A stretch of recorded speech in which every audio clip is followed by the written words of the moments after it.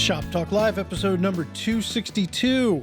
Today, Vic Teslin, Mike Pekovich, and me yap about all things woodworking and just have an all-around good time. It's a great episode. We had a lot of fun making it. I think you'll have a lot of fun listening to it. Normally, right now, I would try and promote something in the fine woodworking sphere, right? And I'm going to do that, but I'm kind of not going to do that. I am going to read a Slack message sent out by managing editor Liz Knapp on our Fine Woodworking editorial channel.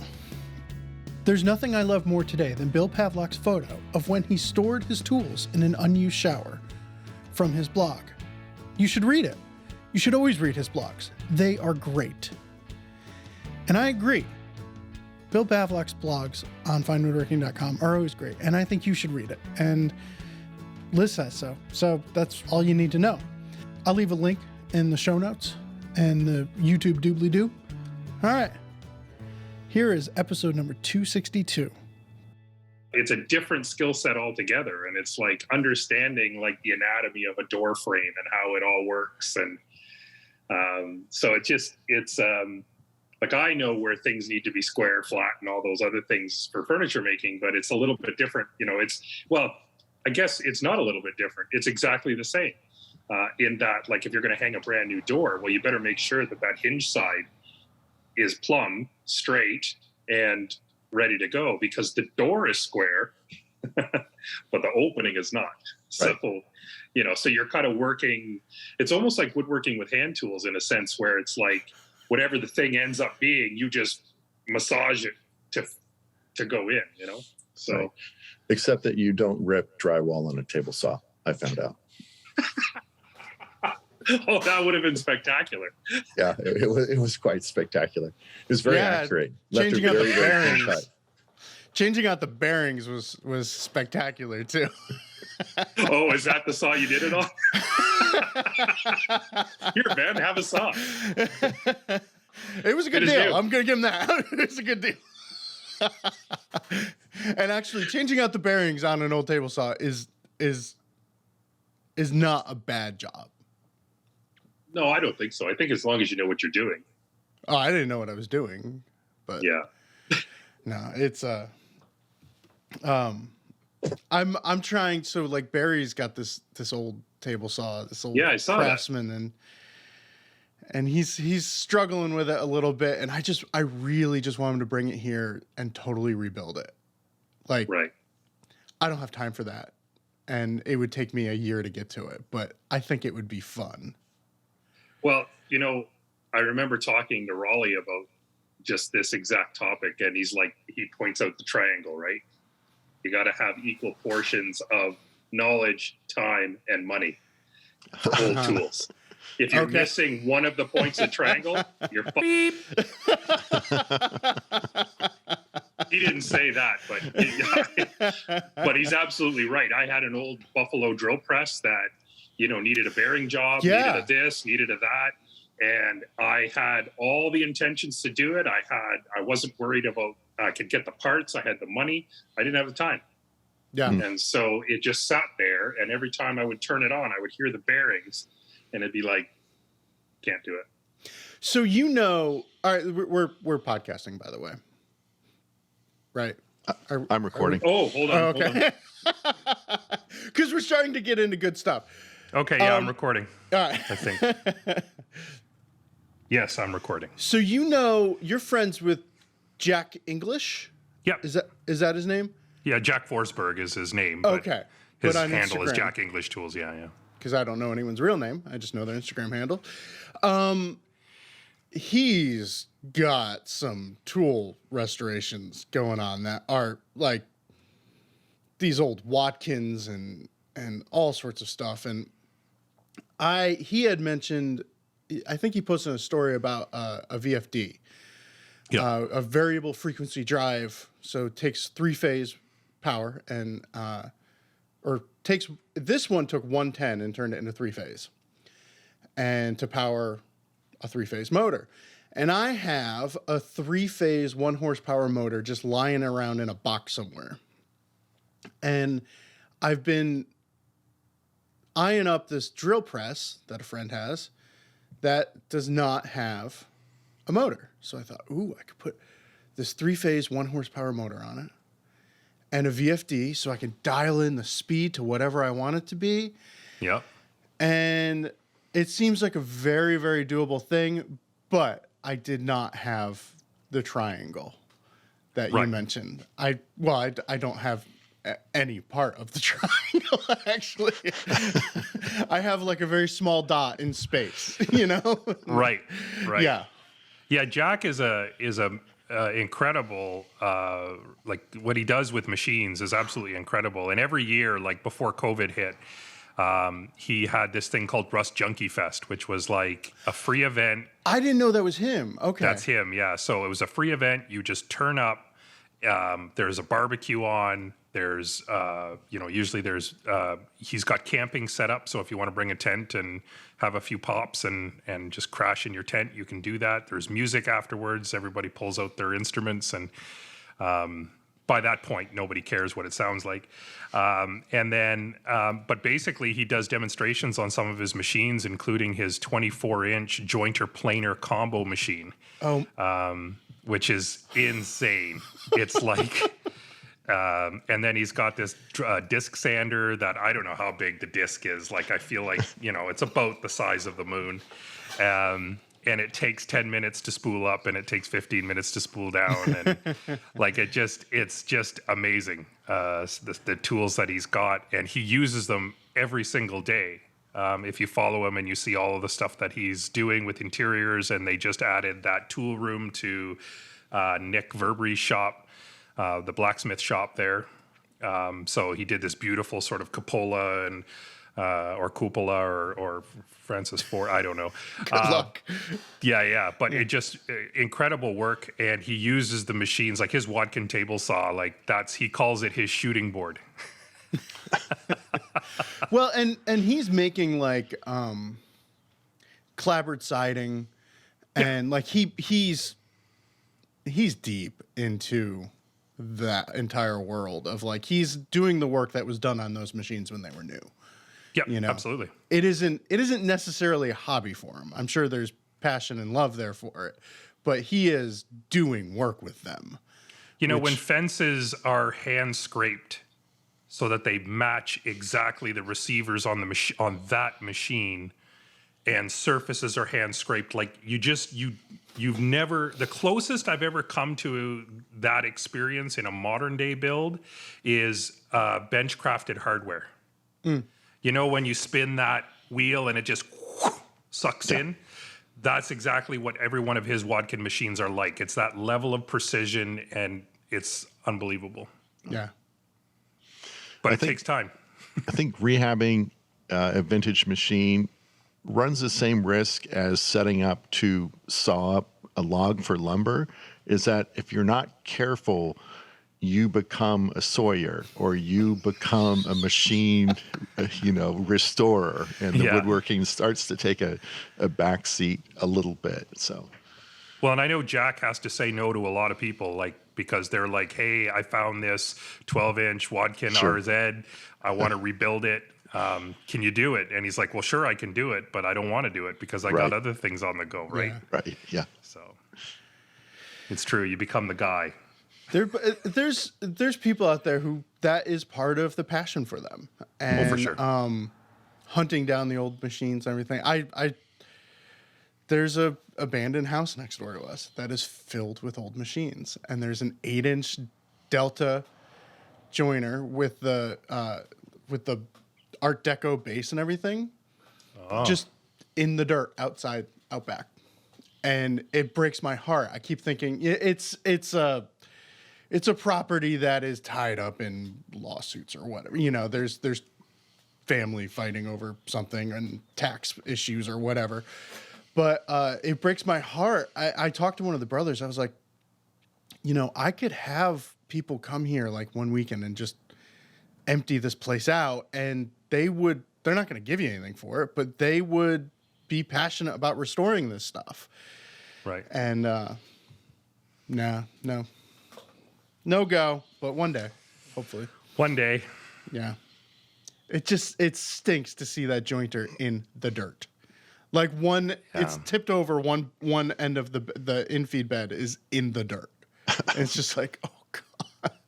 There should be like there should be a group like the Woodworking Machinery Society that like comes and like comes in the night and and takes machines away from abusive homes and you know and gives and fosters them. Yeah. And then you can adopt your machine, and it's it's fantastic. I don't want that. I'm afraid I'd come into my garage in the morning and all my machinery would be gone. That's right. And there would just be a note, you do not deserve this. You were not treating them kindly enough. It's like, okay. Fair enough. Yeah. That's funny. Yeah, that'd be a double-edged sword, wouldn't it? My shop would be empty too. Yes. You want to answer some questions? Of course. All right. I have a question for Vic before we get going. Oh, you always do this. I think I know where the show's going, and I'm what? Sorry. So, Vic, I'm not saying you're old or anything, but you've been woodworking for quite a while. Okay. I have too. Okay, we're both there. So, knowing that you're coming on the show, and I was thinking about this question, and that, let's say 15 or 20 years ago, let's say like pre-internet, pre-social media, if someone came up to you and said, hey, I'm really caught the woodworking bug, I'm really passionate about it, I'm thinking about like quitting my job and making a go of it, what does that mean? I think the answer today, with all of the avenues of how you can kind of generate an income surrounding woodworking, whether it's social media or YouTube or teaching. So if someone came up to you, Vic, say, man, I want to quit my job and I really love woodworking. What do I need to do to be successful and to pay the bills and keep the lights on? Whew. So what would I say 20 years ago? Well, what would you say now? Oh, now? Oh, I get that question all the time, Mike. Okay. I like people are just, for whatever reason, they're tired of the career that they're in. They're enamored with the romance of woodworking, the being able to just hang out in here and do, whatever it is I do in here. But yeah, the first thing I tell people is don't quit your job because that's dangerous because you don't know if you're going to be good at it. You don't know how you're going to feel about it once it becomes a money source, right? Yeah. As a hobby, hobbyists have, and I wrote a blog one time called Hobbyists Have All the Power. And basically what it is that they have a full-time job to help them sort of, to let them come in here and play. And they can do it whatever they want. If they want to study marquetry and take months and months and months to make their first marquetry piece, they can do that. But when you do this as a living, that's what you do for a living. And so you have to be on it. You know what I mean? And so, I didn't make it as a furniture maker in the sense where I could just do commissions, and not many do. But the reality is that you have to sort of then be flexible and have the ability to do other things. So, nowadays, I got a guy I was working with, and he makes charcuterie boards, which, again, the food has to live somewhere. My dad used to I'm just glad I now know how to say charcuterie. Charcuterie, yeah. So, my dad, being of Italian descent, his charcuterie board was the board he cut the meat on. Yeah. And then that went to the table. So it might have been plastic, it might have been wood. But anyway, this guy has charcuterie boards in 21 different retail stores. Wow. In Ontario. He's selling them for upwards of $100 a piece. And, I look at them and I go, they're very nice. They're nice and stylized and they're all those sorts of things. But really, we all know, what it takes to make one of those. And so it's the same thing as sort of the epoxy pour and metal legs thing, right? It's sort of everybody's kind of doing it. And they're commanding decent money for it. We all could agree that we could make a decent living if we could stomach doing that kind of work. And that's not to be disparaging. Sure. I find that it's just not for me. It's too repetitive. It's too, but But I think that, the advice I would give is like, if it's something that you're passionate about, try to keep it as a passion and not go into the money side, because like Andrea and I are doing this now. We just recently got incorporated. And so now, one day a week, I have to spend talking to lawyers, talking to accountants, talking to financial advisors, talking to these people, those people, making sure that the books are good, making sure that, everything's, what it's supposed to be. And that's a good thing, because it means that we've grown to a point where we can do that and where we need to do that. Right. But on the other hand, I would much rather be in here, fooling around with something that, I want to fool around with, and not have to have it be something. You know what I mean? Like I would love to come in here and play and experiment and try different things and goof around. But unfortunately, the goof around time is gone, because I'm currently working 80 hours for myself so that I don't have to work 40 hours for someone else. Right. Right. That's really good advice. And I think as much as things have changed, it sounds like things really haven't changed, in that the old answer Garrett Hack would give is, if you like it, don't make it a job. And I think you're kind of saying the same thing. It's like you like to woodwork, but it's not necessarily earning a living through woodworking. It may not push the button about why you want to be in the shop and doing woodworking. Right. And the other reality is that I'm very fortunate in the sense that, I served in the Canadian military for a number of years, and then and since then I've been receiving a pension. And so, like I don't have to, every nickel of my woodworking, doesn't go to put food on the table. You know what I mean? Like I have other sources of income. And so it's not as critical for me. So, I mean, even so, like what I'm doing now, if I didn't have that sort of backup, it would be a little bit more difficult to be able to do that. So cool. There's a local couple who in New Britain, I think, they have, just I follow them on Instagram, and they are really doing that production thing and making charcuterie boards. And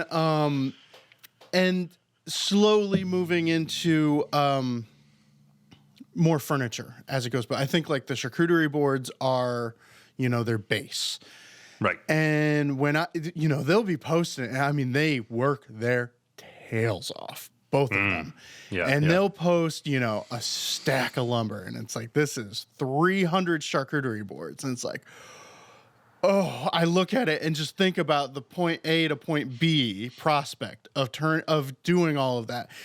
And I one of these days I want to go up there and do a show with them just to talk about their business, because it really it's not a romantic proposition to me. It's like, yeah, they're making their living as woodworkers, but they are working harder than anyone does in their shop, and I think it's just a totally different reality.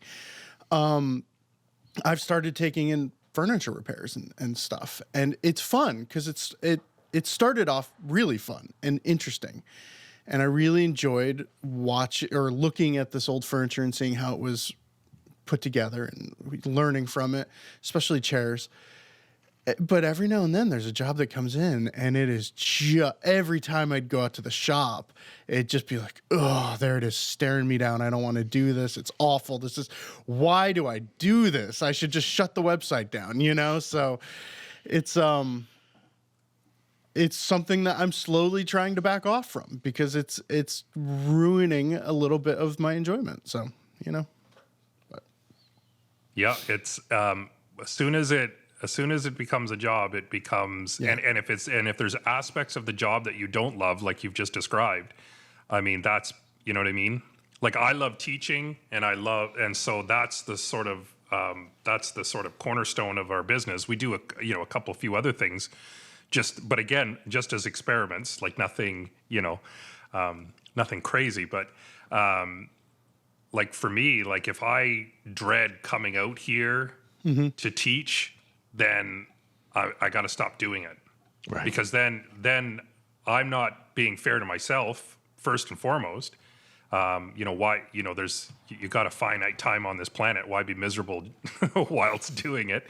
And so like I would have to figure something out. If that meant, stocking grocery store shelves while I, play in the shop, then, that's what I'd end up doing. But yeah, as soon as it becomes onerous, for me, I gotta move along. Yeah. Mike, do you have any more questions for Vic? I have. Yeah. Do you want some more? Hey, Vic. I'm good. Do you have any questions, Ben? I do. I happen to have 4 questions. We're going to get to 1. All right. This one's from Tim. When milling up stock for a project, I follow the standard procedure of first jointing one face, which is then used as a reference face, then to send it through the planer, to bring the opposite face parallel and to final thickness. It's common for me to work with stock wider than my 6-inch joiner, and I have become comfortable getting the first face free of significant twist, bow, or cup with hand planes. Then, using that as my reference surface, I feed it through my 13-inch planer. With the opposite face now true, I continue to follow the usual step of flipping it over and sending it back through the planer to refine the original hand planed face. He's really good at explaining the process, by the way. Yeah. That's very good, yeah. Yeah. He must have read Mike's book. Or Vic's, because I don't talk about machines in that book. But I do the hand plane stuff. Yeah, minimalist with the hand plane. Yeah. No, I just say get flat and square. Okay, now let's start. My question: how close to perfect does that initial hand plane reference surface need to be before sending it through the planer? I've read in a couple of places. Perfect. I hate that word. I've read in a couple of places that it only has to be reasonably close to flat, but I don't know what that means. And I find myself getting pretty obsessive and spending quite a bit of time with the original hand plane work. Am I overdoing it? Yes. Can you elaborate? On that, Vic? Yeah. So what's your take on this, Vic? Well, I think that so if I'm flattening a board by hand, one of the critical things that I'm looking for is to make sure that all of the outside surfaces of the board are flat and touching a surface, right? So I basically work on the sort of the concave side, right? And I work at getting that flat. I shim it on my bench. I work it so that I get it flat. If the outside surfaces are nice and flat and coplanar, and I put that down on a table and it doesn't rock anywhere, that's step 1. And then if it's like 8/4 material, as long as I've got an inch or 2 all the way around that board, that's where I stop. Because the planer isn't going to have the strength to force that sort of cup down, especially if you have like a bench top, the lunchbox planer 735 or whatever. Some of the bigger, heavier machines do have the power to push those down, but most people don't have those machines. And so I get it so that I know that board isn't going to deflect down, and I've got a nice surface all the way around, and then I'll send it through the machine, and then I'll flip it over and bring the other side to flat using the freshly planed stuff. But it's not smooth and pretty. It's right off the jack plane. And as long as it's not rocking and rolling all over the place, it's going through that machine. How much would you do with a 4/4 board? I do about 50%. Okay. So 50% contact, ugly but flat. Yep.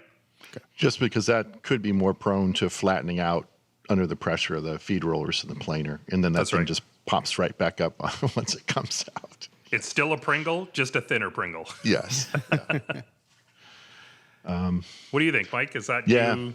Yeah. I mean, like even if I'm power jointing on a joiner, I'll shoot for 70 or 80%. Like you said, there's going to be some hollows, but as long as I have a nice flat reference surface, I'm good to go. I have an 8-inch joiner. I've done the trick where I'll joint boards up to 10 inches wide by pulling the guard off and setting it for a pretty heavy cut, because you can only do it like a single pass across the joiner this way. But you can basically joint an 8-inch wide flat on a say 10-inch wide board, and then I'll just get a piece of MDF or plywood, the width of that flat area, and support that while I run it through the planer. That's one way.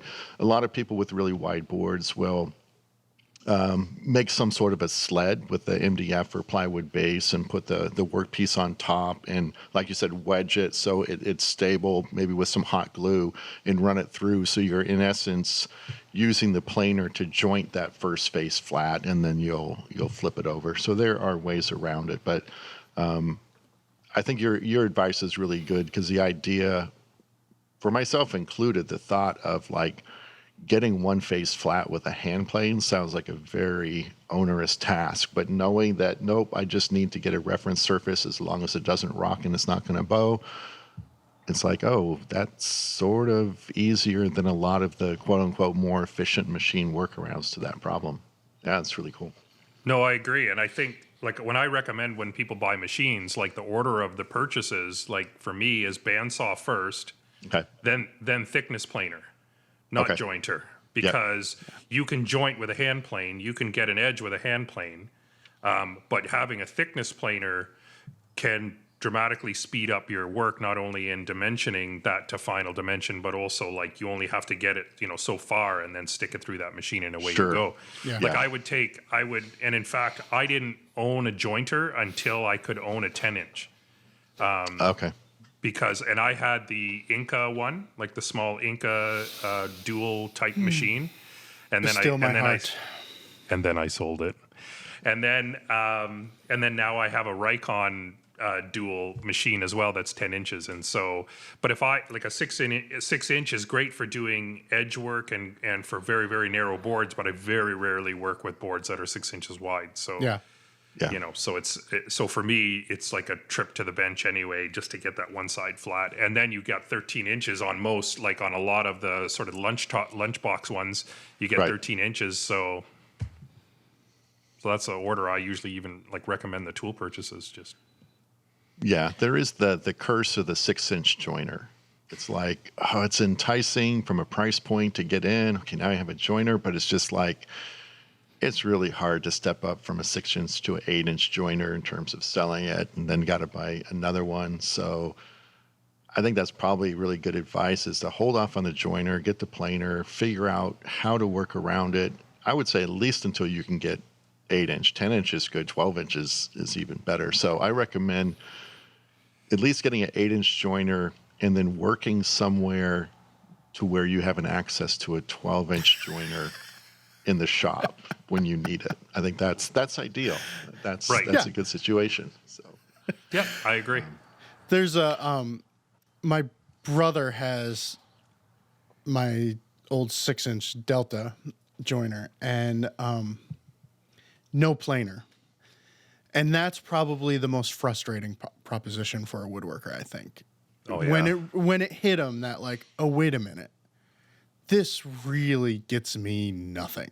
Like you still have to buy milled lumber, and it's such a common question, joiner or planer first. And to me, it's a no brainer. Planer is just far more useful. And I did the little sled thing for a while. For some reason, I was really stuck on the idea of making an 8-foot long planer sled. And then I think I made a 2-foot long planer sled and realized how heavy that was and how unwieldy it already was to do what I needed to do. And then 8 foot would be like a 2-person proposition. And I was like, no, that's never going to happen. See, I call that the 8-foot phobia. Okay. What is okay, because if I had a nickel every time a woodworker said, well, but you don't have 8 feet on either side of this machine and that machine. I've said, I'm going to tell you on one hand how many times I've done an 8-inch rip. Yes. That many times. Yeah. Right. And so but lumber comes in 8-foot lengths. So you must have to, whereas for me, of course, you buck everything to length first and then you start working. And so it's very rare that, you need the 8 feet, the coveted 8 feet. Well, you know what happened to me yesterday? I was getting a shot for a milling video that Mike and I are finishing up. And I wanted an overhead shot of rough lumber going in the planer and smooth lumber coming out of the planer. And Mike had bought some beautiful, 10 foot maybe? Were they 10 foot? Yeah. Some 10 foot 4/4 sawn, 11-inch wide quarter sawn white oak boards. Stunning. I did not even fine. intend to use them. They're fine. Like they were It's not fine. for the shoot. And Ben said, "Can we use one of those?" It's like, so okay. Everybody, you're witnessing the exact moment that Ben Strano gets sacked. The shot turned out great, by the way. But so in order to do it, I was like, all right, I'm just going to send the whole board through. Right. And, So you As skip it was- planed it. yeah, Yeah. as it was coming out the other side, all of a sudden I realized I don't have the outfeed I need. And I realized I'm about to hit the lathe. And it was like, do I try and move the lathe real quick, or do I run and turn the planer off real quick? And thankfully, I had 6 inches left to spare at the end of the day, and the board is fine, Mike. It's great. Just thinner. Yeah, no, it actually it's pretty dang perfect. But yeah, the shot turned out great. But it was that all of a sudden realization was like, we did not set this shop up for like 10 feet worth of outfeed. Why would we? And here I am setting a 10-foot board through the planer. So There you go. Is this at the new shop? yeah, Yeah. That 8-foot clearance rule, I kind of categorize that along with the crosscut sled size to cut that biggest thing you can think of that you only do once every 10 years. And also sizing your dining table for that one Thanksgiving every other year where you have 23 people sitting at it. So you build like 4 extra leaves on it. It's like, make a table that works for 364 days a year. And then guess what? Get a second folding table, stick it on the end, put a tablecloth across it, and no one knows that it's not a big table, and go on with your business. And go ahead and How make do you it. have the kids' table if everybody's sitting at this Ex- giant, exactly, yes. harvest table? So, and then the crosscut sled is like we all make a boat as a first crosscut sled, and it's like heavy and huge. And then you make a little crosscut sled for one little task that you think, well, this is going to be good for this. And then you find out you can use a little crosscut sled for 99% of everything. And Well, and I think with track saws nowadays, exactly. life is so much easier because anything that's like a bigger, wider panel, that you can just drop a rail on there and away you go. So. Yeah. we wandered away from that milling question pretty quickly. I think we answered it though. Yeah, I think so too. We yeah. at least, Normally at least we just answered skip it. At over least it, answered it, and a few others at that. All right, let's go to. Well, we're talking. No, that one's too juicy. Hang on. All right. What qualifies as a juicy question here? Well, I don't know. I just feel like with this crew, that one would be another 25-minute answer. So, Okay. let's see. This one is from Aaron. I'm making a few small boxes with dovetail joints, but I'm really struggling with the thin material, about 1/4 of an inch, and the small size of everything. Things tend to chip out more than in thicker wood while sawing or paring. My tools are disproportionately large, and any mistake is amplified by the small size of the finished product. Are there any tricks to making this easier, or do I just have to get better? For what it's worth, I'm following the instructions from Chris Gochner's 2018 video workshop on finewoodworking.com. Oh, well, there's your problem right there. Yeah, guide on everything. It's definitely not the video instruction. Let's say that. Yes. So Vic, you've instructed folks on how to cut dovetails quite a bit, I imagine. Yep. Yeah. So- I think so- size matters. Mm-hmm. Size matters. Like when I cut thin, small pieces, I use a very fine saw. And then I also use very fine chisels. I don't use the chisels that I use to muck out, mortise and tenon work or anything like that. So, I mean, I'm just looking over here. I've got like this small Japanese saw with tremendously small teeth on it. That's adorable. That's Yeah, a isn't that cute? Suizan 6-inch dovetail saw. I love to use those for Kumiko in all my classes. Yeah, those They're are great. that was- fantastic, right? And so, and really well priced, and like Yes. all of those things. I'm really impressed with this brand. Yeah. But this here is what I use for like fine stuff. But then when I'm doing more coarse work, then I usually gravitate over to this one that has like the proper rip teeth on it. This is way more aggressive, Yeah. right? So this is like casework type cut, and this is like small decorative box type cut. Right. So because if I go at a 1/4-inch piece with these teeth, it's not going to go well. You're going to rip it right apart. So is it's that just the same with chisels as well? Do you have a type of chisel you'll use for skinny stuff instead of your normal stuff? yeah. I have those.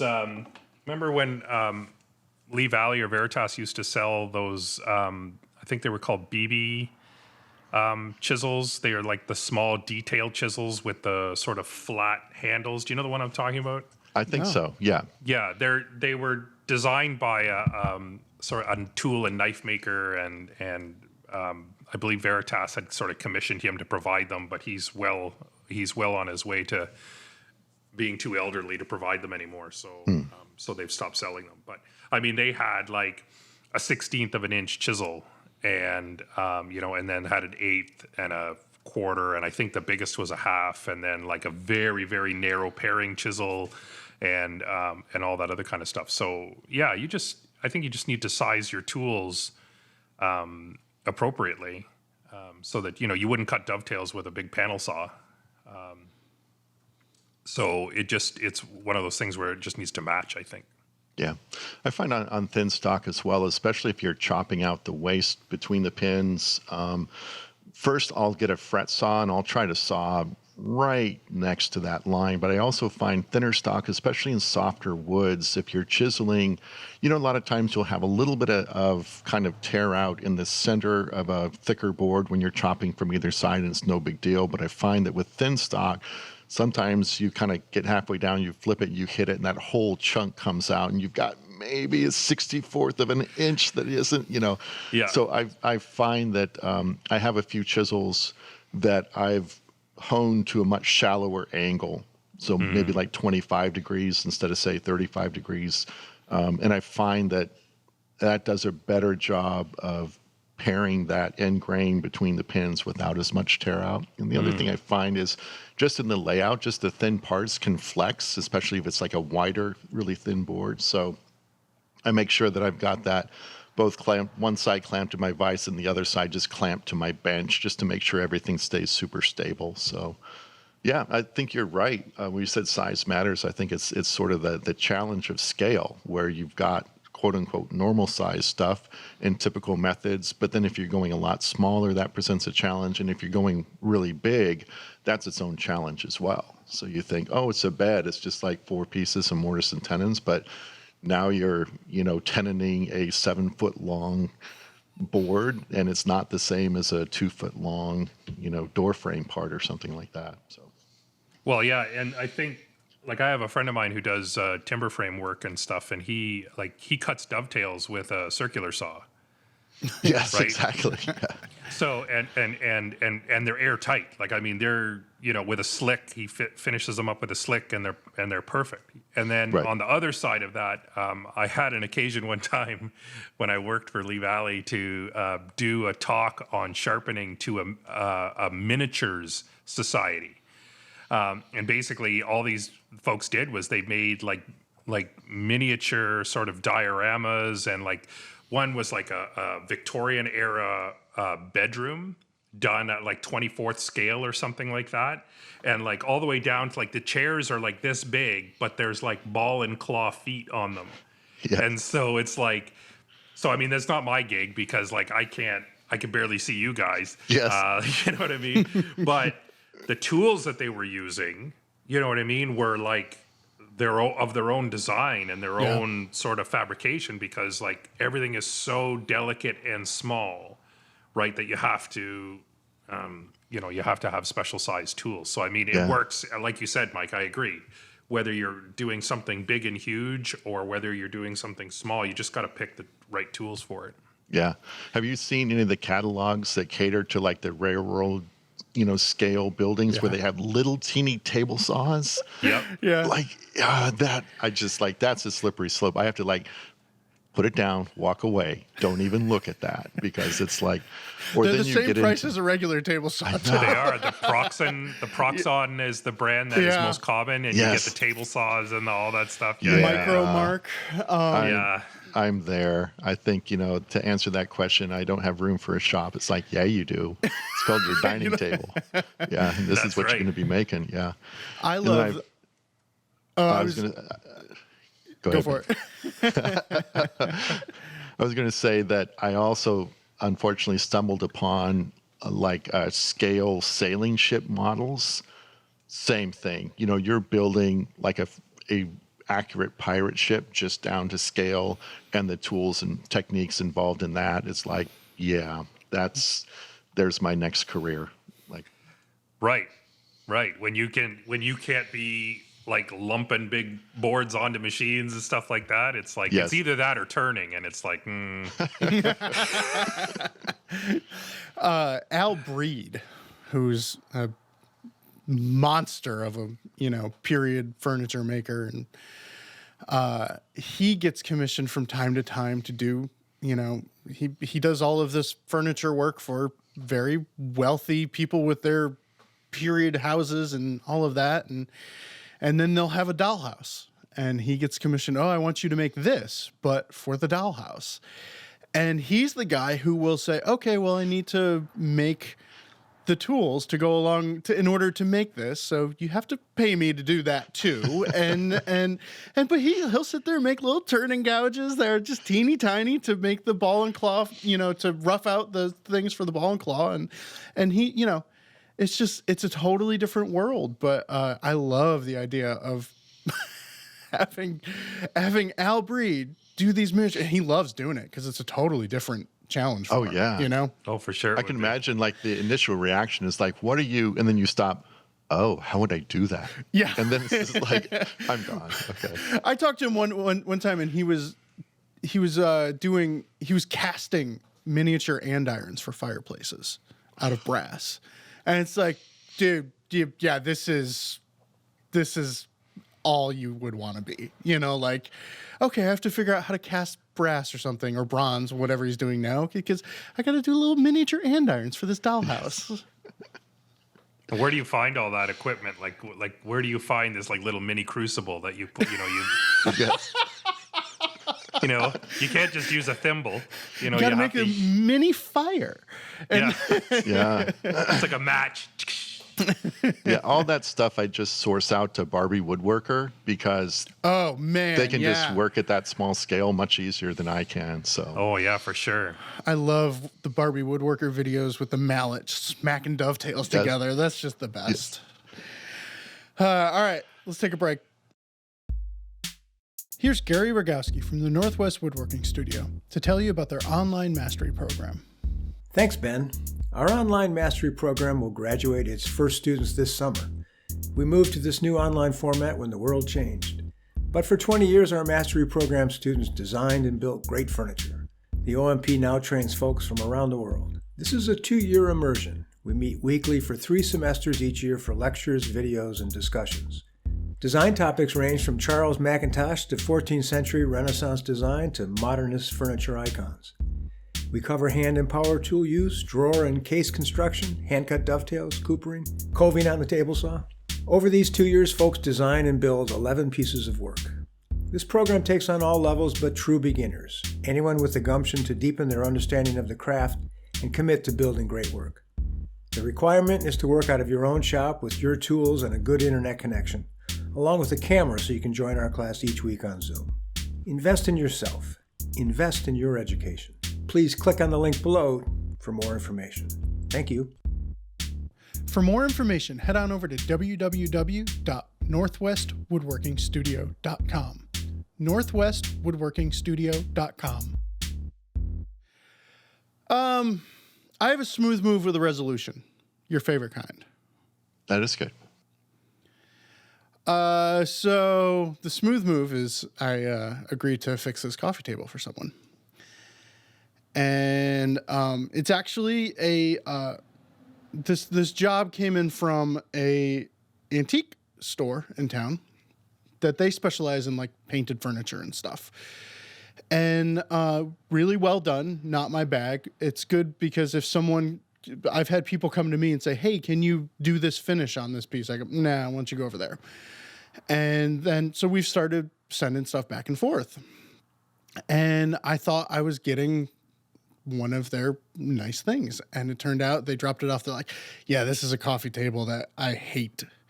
And my grandpa made it though, and my cousin wants it. And I just need it to be in one piece for them. And I was like, ew. And it was, let's say, not the finest of pieces, and everything was a different angle. There was no agreement on angles whatsoever. Everything was tapered. Everything was raked and splayed, and to no known angle. So the first problem was, okay, how do I do this without just spending hours on it? And also these legs were set into a board like Windsor mortise style, so the more I take off of these legs, the shorter the table's getting, right? So I got one go at this. So I eventually figure out that this side of each leg is square. The rest of the angles I'm ignoring. I decide on an angle. I decide on an angle for the miter gauge, angle for the table saw blade, zip, zip, zip, zip. Go through all four. Cut the original table was held together with 1/4 inch dowels, like 3/4 inch dowels through these legs. And people are sitting on this coffee table. There's no way this is going to hold up. But it had been repaired enough that there was no meat there. So I wound up taking 1/2 inch off of the height of this thing.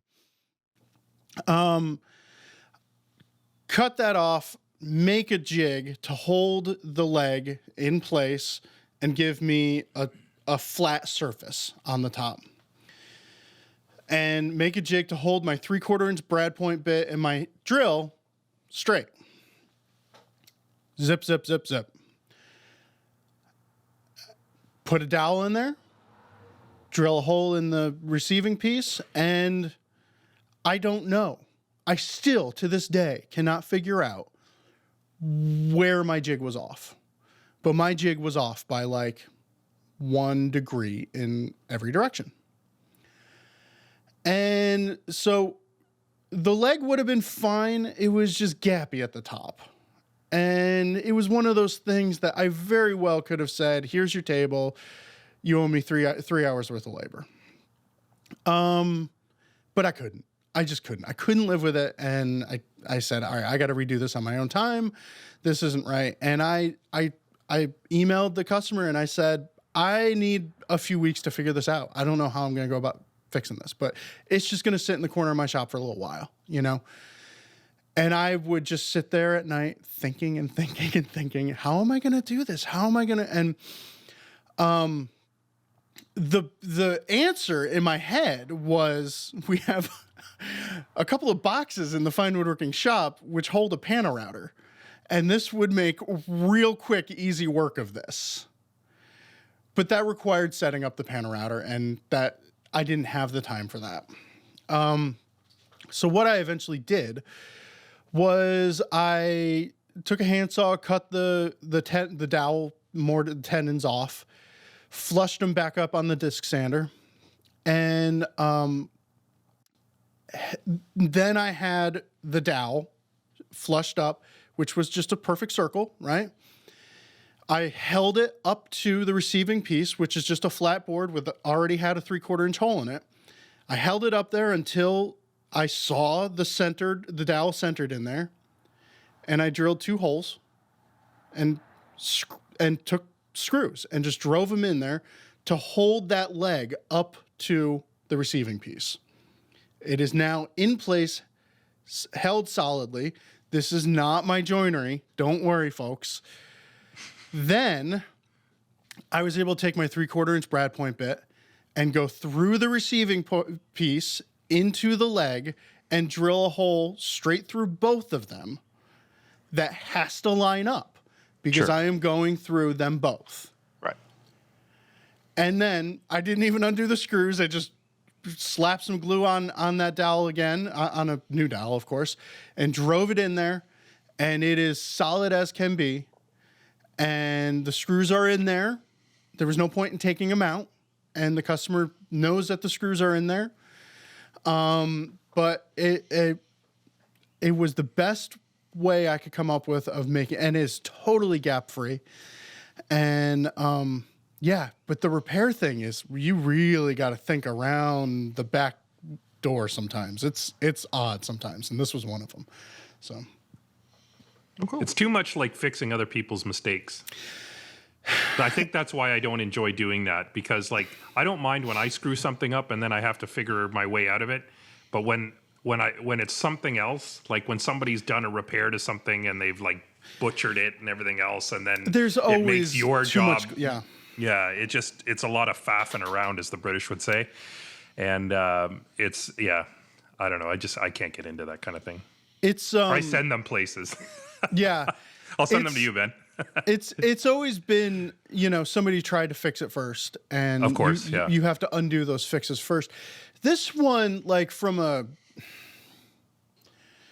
idealistic standpoint or whatever, it was like this guy did his dang best 70, 80 years ago or whatever, and made a table for his family, and that family wants to keep it going. So it's like, yeah, this isn't the work I want to do, but at least there's a reason for it, someone wants grandpa's table, and who am I to say grandpa's table is not worth fixing? So fair enough. There are a lot of things that come in here though. It's just like, I had 3 chairs to fix for someone. I was like, this, you could buy a whole set of 6 chairs for the price of me. I had to return spindles and everything. And they were like, listen, I have the matching table and 4 others, and I don't want to buy a whole new set, so it's worth it. I was like, okay, fine. I can stand by that. So that's fair. Yeah. Vic, Mike? Vic, what do you got? So I don't turn. I have a lathe. But I am not a turner. Does that make sense? Does everybody understand what I'm saying here? My buddy used to describe musicians as he owns a drum set. Right. He's not a drummer. Right. So I have a lathe and I have the tools, but I am not a turner. I can turn little sort of pulls or like a little foot or whatever. Yes. I do not make turned objects as a matter of course. And so I had a student who was actually an interesting fella. He had gotten injured on a job site and he needed to find something to do, and he thought woodworking was the way to go. We decided that he just doesn't have the physical ability to do typical woodworking. So I showed him the lathe and I said, here's what you can do. So I said, if you want, you can come back tomorrow. I said, I'll show you a couple of basic things, just to show you what the possibilities are, and we can go from there. So he leaves, and I have one of those turning tool holders that doubles as a roll, so that you can like attach it to your wall, and then all your tools are kind of in there. So I'm reaching for a gouge, and I find my skew. For the audio only audience, Vic's giving us the finger right now. No, it's not this one. It's this one. So it went in here, and I felt it scrape the bone. Oh no! Yeah, and it was one of those ones where you stopped and you looked at it, and it's going to bleed, but it's not yet. Yes. It's just looking at you. And anyway, so that smooth move was like, look what you're doing, right? Like, and I mean, everybody always says like turning with the skew is difficult. I can't even get near one without hurting myself. So anyway, I blunted it with a hammer, and then I was going to sell it to somebody. No, I'm just kidding. I didn't do that. It was sharp to begin with. But the smooth move that I did this week, I mean, that's just cutting yourself. I mean, we cut ourselves all the time, but I felt that one was pretty spectacular. Because like it would turn into a scene at like a Quentin Tarantino movie. There's Yes. there's a lot of blood. But anyway, I am running a class right now where people tune in from all over the world on the internet, and they learn how to make a Japanese toolbox. And so it's the typical sort of style. It's the one with the fingered corners, and the corners are the fingers are a little, they protrude a little bit. Mm-hmm. I call it a Pekovich corner because it's proud pokey outy, and it's got the all the facets and stuff. So I get everything assembled. I show them how to do all of that. I get it all assembled, and then I know that the board that I've got for the bottom is too wide, right? I know that going in, and it's too wide by maybe 6 millimeters, a quarter of an inch or so. So my plan is like, okay, here's what we're going to do. We're going to flush this up because I like when the bottom of the box comes to the end of the fingers, not the end of the material, right? Okay. Yes. Because I don't want it to be inboard. I want it to be outboard, basically, and flush with that if you can. Yes. So I line it up on the one side, right? And then we start tacking into place. I usually toenail in with finishing nails because I want to be able to replace the bottom, and I don't want any sort of wood movement issues to creep in. So I do that, and then I say to the students, because we were getting near the end of the class, I said, you can see here that this edge is a little bit wider than it should be. All I'm going to do is take a jack plane, and I'm just going to remove that material until I get everything nice and flush. So the next day in my head, I think, I'm not going to use the jack plane. I'm going to use the track saw. I'm just going to lay the track on top of there, right? And I'm going to let her go. So anyway, 2 things happen. Number 1, I put the track down in the wrong spot. What I did was I set a gauge to figure out how much I had there, and then marked that on the top. Well, what I did was I marked the side of the box, not the protrusion of the finger. Okay. Got it. Right? Yes. And then the day before, I had been cutting something with the track saw that was 50 millimeters deep. Oh! So this guy, professional woodworker Vic, lays the track down on the line. And I'm in a rush. I'm not even thinking about the depth. As soon as that saw plunged, I knew it. My hand moved too far. It went way further than 12 millimeters. Yes. It's still going. And I'm like, well, stupid, you're committed. So I pushed it all the way across. And what I did you was, kept going. Oh, yeah, why not? I mean, like, if you're going to do it, you might as well do it well. And so, because really, I had all of these thoughts go through my head. It was like, okay, if I don't stop, like if I stop right now, what am I left with? I'm left with half of the finger gone, right? And part of the bottom cut already. Okay. But then I thought, okay, so if I stop right now, I get this sort of ugly step thing that, is going to, like, how do I fix it? Right. So then I thought, well, might as well have a matching set. So plunged it down, sawed. Now, the measurement to the side was perfect because that blade didn't even touch the side of the box.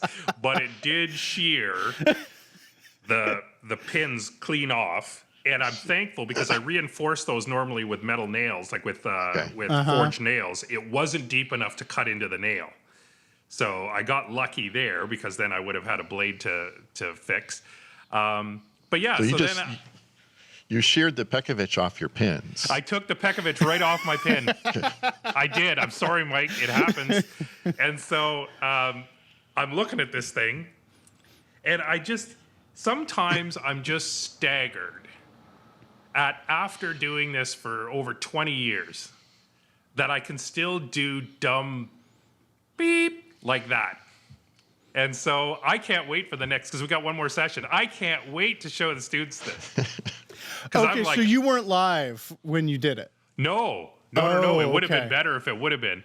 But no, I didn't do it live. I just told them, listen, this is what I'm going to do. Yeah. But the first thing I'm going to do next week when we meet again is like, listen, just, for those of you who get all panicky about making mistakes, okay, this is what I just did to this beautiful box.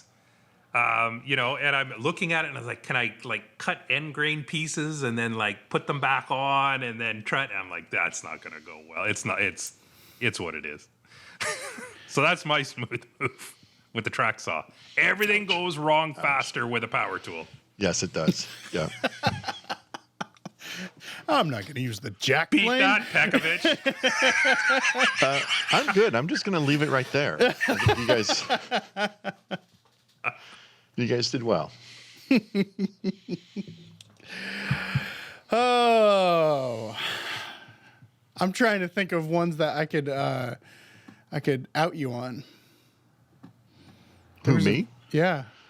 Oh, well, in the fine woodworking shop, we had a Plano clamp rack system. You know what that is, Vic? Oh, this so is good. It's basically a wall-mounted clamping system for large panels. So you have these three sort of scissor-style aluminum clamps that slide along a rail attached to the wall. And it's super cool because it's space-saving. You can clamp up really big panels. It works really well. I had lusted after those for years and years and years. And so finally, when I built my new shop, I had some wall space. I wanted to keep it clear just for my clamp rack system. And as my shop got more and more filled and I lost that space, I had kind of given up on it. But then when we closed down our old shop and everything was in storage, I stole the Plano panel clamp system and I brought them to my shop and I said, I just don't have the wall space for these. So they literally been living outside on top of a wood pile. Fortunately, they're aluminum, so nothing rusted or anything. And I was about ready to just get rid of them or give them away. And it finally occurred to me, you don't have to mount those on the wall. Those are three really awesome kind of scissor style panel clamps. Stick them on your bench when you're gluing up a panel. And it's oh, that would be really cool. So now I've got to bring the clamps back into the shop, get all the spider webs off and that kind of stuff. I haven't put them to use, but I just, I started kicking myself about the number of glue ups I've gone through in my shop while these are sitting outside saying, hey, over here. I can do that. I can help you out if you want. Yes. So that's it. That's a good one. That's a classic example of tunnel vision. Exactly. Yeah. Yes, it's this needs to go on the wall. It cannot possibly be used any other way. No, it cannot possibly be used on a bench top. That's insane. Yes. What kind of topsy-turvy world are we living in? All right. This question is from Matt. I struggle with milling and cross-cutting. Every time I cross-cut something on my table saw, I spend 30 minutes trying to get my miter gauge or sled to give me the result that I consider acceptable. I have a unisaw and use an Incra 1000 SE with a Woodworker 2 blade, I assume. I have done my best to ensure that there is no play in the miter slots. Using a Woodpecker saw gauge 2.0, I have gotten my slots parallel to the blade within 1/1000th of an inch. There is little run out, but it is within 2/1000ths of an inch. I have an 8-inch. On an 8-inch cut, I usually end up giving up once I get to about 1/1000 to 3/1000ths from square on a 12-inch Starrett combo. Square. I spend more time trying to calibrate my equipment than I do using it. Would you consider these results acceptable, or should I keep searching for the perfect cut? Would a dedicated crosscut blade serve me better? I hate gappy joints. It would just be nice to just cut something. And then Matt goes on to talk about flattening as well to within a thousandths. Doesn't sound like a lot, but inaccuracies pile up and compound over the course of a project. So, 1,000ths to 3,000ths. Gentlemen, could you live with yourself? Those little dial calipers can do more harm than good, because you can get your ruler out and say, oh yeah, that looks like a 1/4 inch, and then you measure and it's like, oh, I'm 2 thousandths off. Let me make an adjustment. Now I'm 20 thousandths off on the other way. So the thing that sort of struck me was this notion of spending a half an hour to get your miter gauge square every time you use it. That's a little problematic. You know, I think a crosscut sled. I use a crosscut sled for the most part when I can. And you know, you set it up, you check it, you get your wide piece of MDF or on there, you know, wide enough to give yourself a reference. You put the square up on it, you look at the light, and you see if there's a gap or not. And you know, if there is a line of light, say across 8 inches, I'll try to adjust that. But a lot of times, so I have a crosscut sled, and let's say it's leaving just a line of light just at the top edge. I'll take another pass and just give it a little extra pressure, a little extra sideways pressure when I make that cut, and see if that clears that up. And a lot of times it's like, you got to know your machines and your jigs, and there's a lot of body English that goes into it, and a lot of consistency of body English. Like, I know for this particular crosscut sled, I got to push a little forward on the left and pull back a little bit on the right as I make that cut. And then I got to make sure that I maintain that as I pull it straight back out so it doesn't tilt. And then if that didn't do it, then it's like a piece of tape.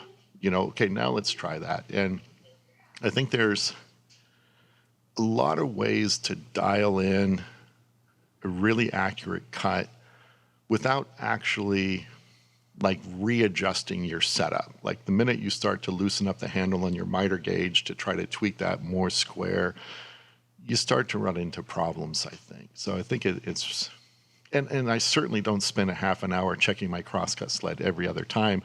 I sort of, if I'm doing wide stuff like a case piece at the beginning of a build, I'll work really hard to kind of figure out what I need to do to get square, and then just assume that's going to work for everything else. And any piece that's narrower than that is in a way sort of less critical too. Like, I know if I have pretty good across, say 12 inches, then I know at 2 inches, it's going to look great. So I think get it close, figure out what you need to do.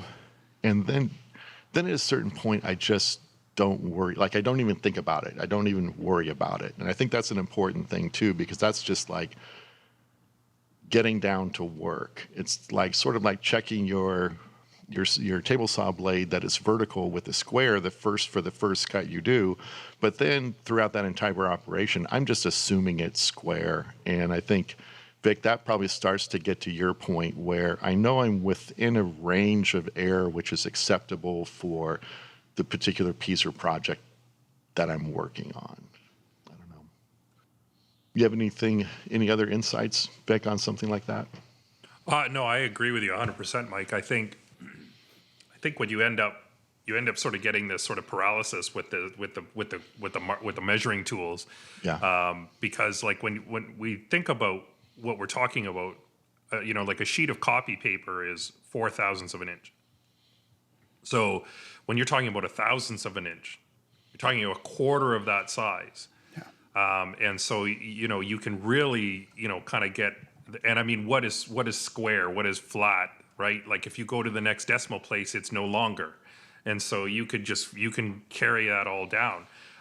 You know, brand new hand planes are flat to, the soles are flat to 3 thousandths of an inch across their width.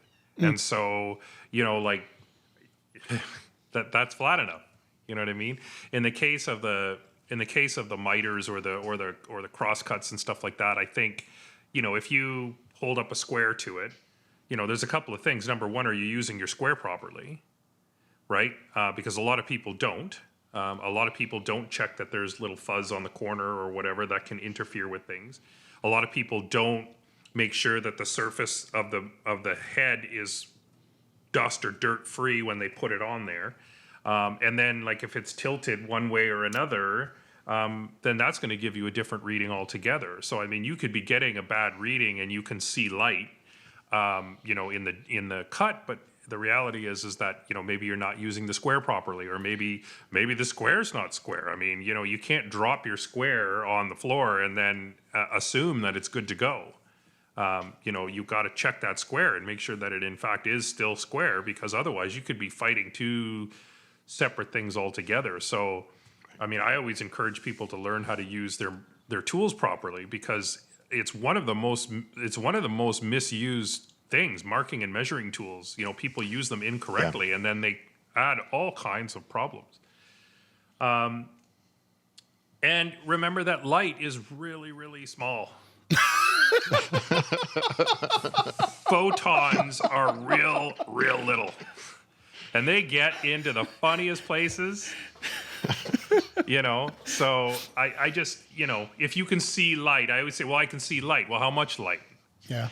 You know what I mean? Like, how many photons? Yeah. How many photons are we talking here? Because if it's one or two, you're good.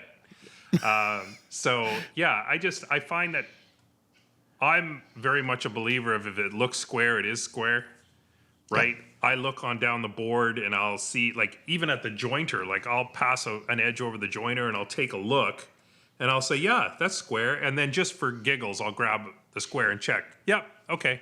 Yeah. And I'm just verifying that my eyes are still working, right? And it's the same thing. Like, if it looks square and it acts square, if it looks flat and it acts flat, then great. I remember one time when I was a resident craftsman at Rosewood, there was a student there who had made they were making the sort of shaker style table with a top. And he had been hand planing it and doing his thing with it before lunch. And then he went to lunch, but he left it flat on the bench. Right. And so now he's got freshly exposed areas that are now not getting any air. And so, of course, it's going to move like a tiny little bit, but nothing, that you even have to think about.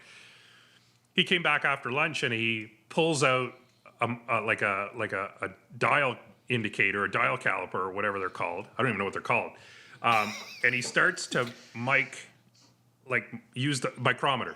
He starts to mic every corner.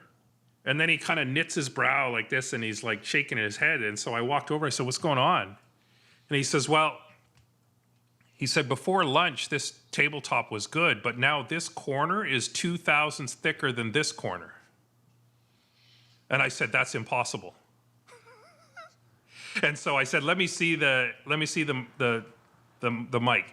And so he hands it to me, and I put them in my back pocket, and I said, "You'll get these at the end of the week." You're not allowed to have these because it's stopping you from becoming a woodworker. Yeah. Well, and you can. There's talk about English to add to a table saw fence or a miter gauge or anything like that. The same goes for a pair of calipers or micrometer. Yep. I've actually never used. Well, no, I have used a micrometer, but I've never been taught, so I know that I don't know how to properly do it, so I'm not going to do it. Calipers, yeah, you can squeeze that thing to move. Rock them top to bottom, side to side. Yeah. It's a dangerous world to be in. I actually have. I need to get another pair because they broke, but like the cheapest digital calipers, like they're plastic and just junk, and I love them because I know they're not accurate. Like I'm not worried about when I'm holding them. I am not thinking about thousandths of an inch. Is this a quarter-inch dowel or 3/8? Yeah. Oh yeah. Okay. Good. Well, and it's also it's a really small sample size you're taking too. Yeah. Because like even a square, you've got 4 inches to 12 inches. That's a pretty good average sample size of the edge and the end, where if you're going bink at, you know, maybe an eighth of an inch cross section of a groove, the distance of a groove from the edge of a board, and you slide it anywhere and you got like 4 or 5 thousandths variations, like what's real? What's the truth? I don't know. Yeah. Well, and that's the problem. Like you're basically, you're trying to use machinist type tools, and you're not trained to use those tools. And then you're then taking readings with them and you don't know if they're good or not. So my vote is, if it looks good, it is good. Yeah. Well, and I mean, for Matt, I'd be willing to bet that all your favorite woodworkers are 1/1000th to 3/1000th of an inch off on their cross cuts across 12 inches. But the thing is it's you aim for perfect, and then you assume it's not perfect, whether it's a joiner fence being vertical or a crosscut sled being square. So now if I'm making case parts, and I've got it as close to dead square as I can, my crosscut sled, I'm still going to assume that it's not square. And when I crosscut, say, the top and bottom of these case parts, I'm going to orient those parts so whichever way I happen to be out of square, they're going to be consistently out of square. So when I stack them on top of each other, everything's going to be flush. What I don't want to do is to have one piece out of square in one direction, the opposite piece out of square in the other direction. Now you're starting to build in wind. And the same thing if you're doing, we just covered this the other day in terms of doing panel glue ups and jointing edges. I'm always making sure that I'm alternating the faces of the panels in and out on the joiner, so that even if that joint is not 90, it's still going to be complementary. What's the other one? That's a good one. Yeah. Okay. Where it's going to cancel out and give you a flat glue up. So it's that thing of trying to get perfect, but then assuming it's not perfect and planning for not perfect, so you're still in complete control of the situation as much as you can, you know, to the accuracy that your tools are going to give you. So. Yeah, because when you consider 150 years ago, they made really, really nice furniture. Yeah. With not a dial indicator to be found. Yes. But they still have their photons, so I'm going to... They had their photoninator. Yeah. Well, that probably does it for this episode. I have a quick recommendation. I have been enjoying my week much more because I deleted Instagram from my phone. Wow. And I only have it on my iPad. And of course, you still have an account. I haven't deleted it, but it is far more difficult for me to get to. And especially with the way I live my life, my iPad is either in my shop or in my house, and it seems as though it's never where I am. So like I have now somewhat dedicated iPad time where it's like, all right, I'm going to check Instagram. And I'm going to try that. It's a lot more like I just find I'm not doing that thing, you know. This is a huge time suck. This thing. I think Philip Morley does it every now and then. And I'm not saying I'm going to stay that way. I just felt like I needed a break, and this governs me, if you will. I never check Instagram on my phone, just my iPad, and I've got that with me all the time. So.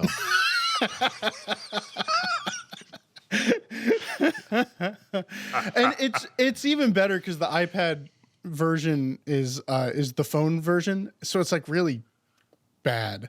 It's a bad iPad experience, so it kind of helps you not use it. So.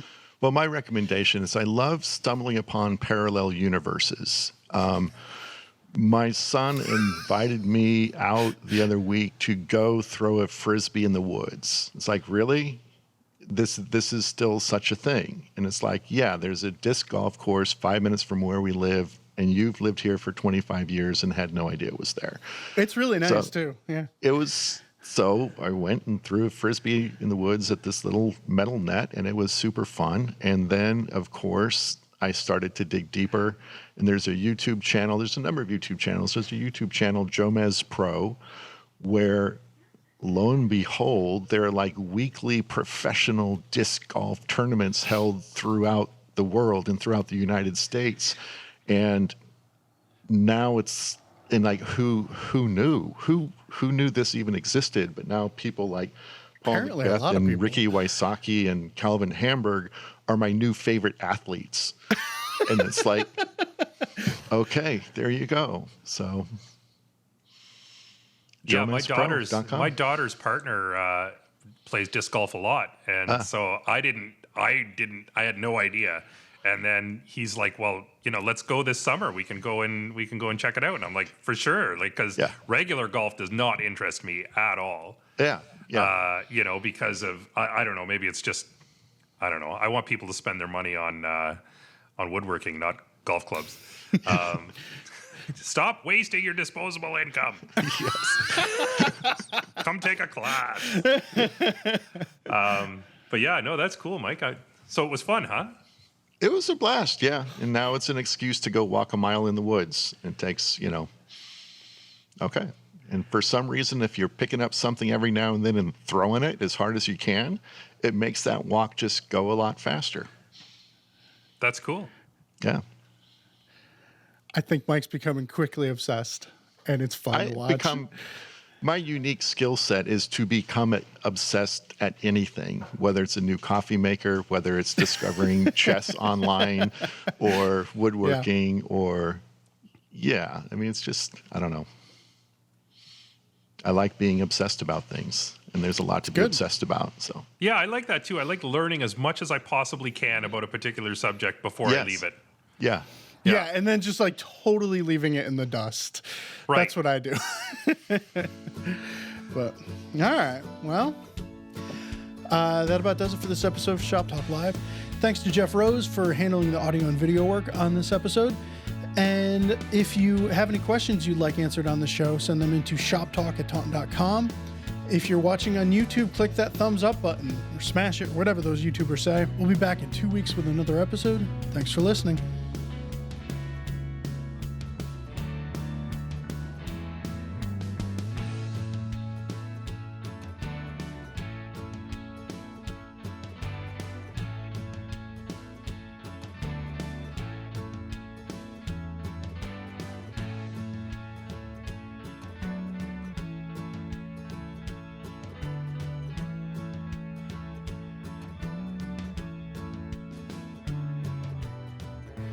Professional woodworker Vic. I'm not allowed to talk to people.